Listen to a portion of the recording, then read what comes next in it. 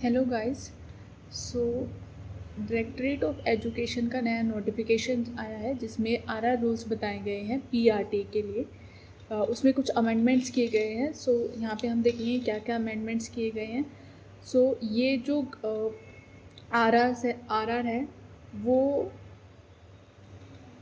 लागू होते हैं जब वो from the date it will get published, उस दिन से ये लागू होंगे। डैट इज़ 4 मार्च 2022 से लागू हो चुके हैं ये।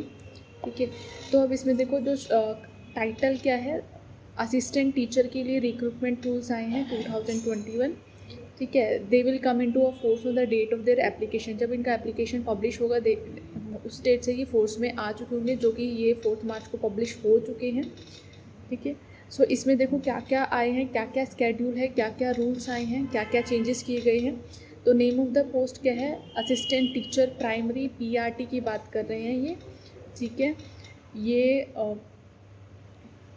क्लासिफिकेशन पोस्ट सेंट्रल सर्विस के अंडर आती है, नॉन मिनिस्ट्रल है, नॉन गेजेटेड पोस्ट है। जो पे लेवल होगा वो पे लेवल 6 होगा।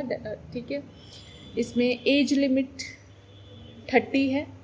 ठीक है, रिलैक्सेशन होगा गवर्नमेंट सर्वेंट्स का अप टू द 5 ईयर्स। ठीक है, जो भी रूल्स रेगुलेशन है उसके कोई भी गवर्नमेंट सर्वेंट है तो उसको 5 साल का रिलैक्सेशन दिया जाएगा। ठीक है, क्वालिफिकेशन में देखो क्या है, मेन सबसे इम्पोर्टेंट क्या है, क्वालिफिकेशन क्या क्या चाहिए होगा पीआरटी का टीचर बनने के लिए। ठीक है, प्राइमरी टीचर बनने के लिए क्या क्या क्वालिफिकेशन चाहिए और ये असेंशियल है। ठीक है, तो फर्स्ट है सीनियर सेकेंडरी किया होना चाहिए विद एटलीस्ट 50% मार्क्स। ठीक है, तो आपने 12th पास की होनी चाहिए, 50% मार्क्स है, और आपके पास 2 साल का डिप्लोमा होना चाहिए एलिमेंट्री एजुकेशन में। अगर आपके पास ये दोनों चीज़ें हैं तो आप एलिजिबल हो पीआरटी के लिए। ठीक है, और रिकॉग्नाइज्ड बोर्ड से होना चाहिए, या फिर सीनियर सेकेंडरी होना चाहिए 45% मार्क्स के साथ, और 2 साल का अगर आपके पास डिप्लोमा है एलिमेंट्री एजुकेशन में वो चाहिए आपको। ठीक है, और जो डिप्लोमा कर रहे हो वो NCTE रिकॉग्नाइज्ड होना चाहिए as per the rules of regulation of 2002 norms.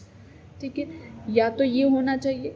अगर आपके पास 50%, नेक्स्ट ऑप्शन क्या है आपके पास कि आपने 12th पास की होनी चाहिए 50% मार्क्स के साथ, और 4 ईयर का कोर्स किया हुआ ना चाहिए आपने BLED का। ठीक है, बैचलर्स इन एलिमेंट्री एजुकेशन 4 साल का जो कोर्स होता है, 12th पास की होनी चाहिए 50% मार्क्स के साथ, और BLED की होनी चाहिए, तो आप एलिजिबल है। नेक्स्ट ऑप्शन आपके पास क्या है कि 50% आपका 12th में होना चाहिए, और 2 year diploma in education, special education और from recognised board. Special education में डिप्लोमा किया होना चाहिए आपने।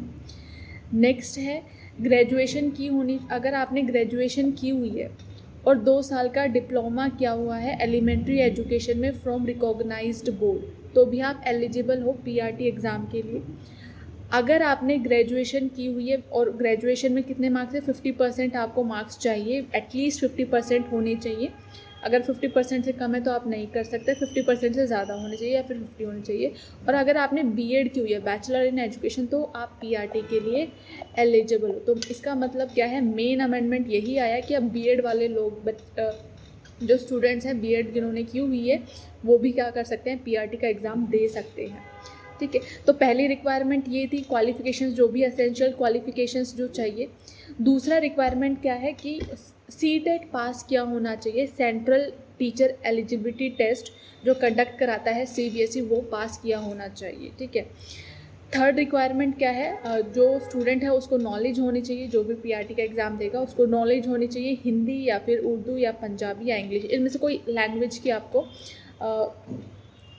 नॉलेज होनी चाहिए। ठीक है, अब देखो रिलैक्सेशन मिल रहा है, up to 5% in qualifying marks shall be allowed to the candidates belonging to reserve credit. तो 5% मार्क्स का रिलैक्सेशन मिलेगा जो कैंडिडेट SC ST OBC से करते हैं बिलोंग। ठीक है, ये सब है इसके अंदर।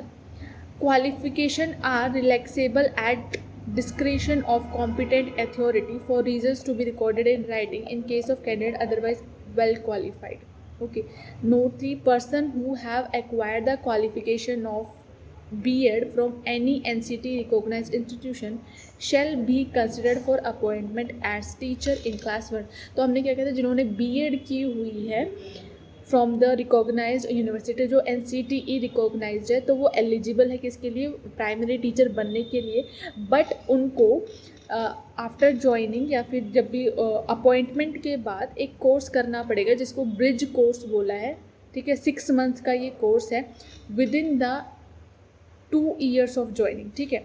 2 साल अपॉइंटमेंट के with in the 2 years of such appointment, 6 महीने का ये ब्रिज कोर्स उनको करना पड़ेगा, ठीक है। So this was the main amendment जो किया गया था, ठीक है। प्रोबेशन पीरियड 2 years का होगा,